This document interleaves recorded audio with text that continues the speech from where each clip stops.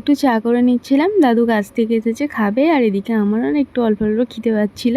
তার কারণে আমুল দুধ আর গরম জলে গুলিয়ে নিচ্ছিলাম অরিও বিস্কুট দিয়ে খাবো বলে।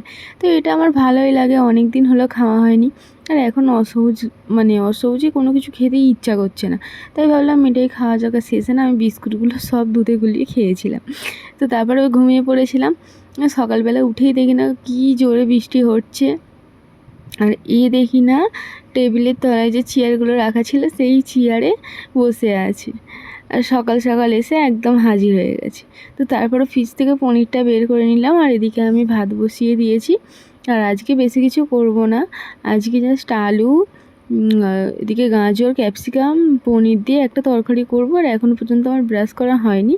তো তারপর রান্না হয়ে গেছে, দিদা আর আমি বসেও গিয়েছি খেতে। ভিডিওটা এতটাই ভালো লাগলে লাইক কমেন্ট সাবস্ক্রাইব করে দিও।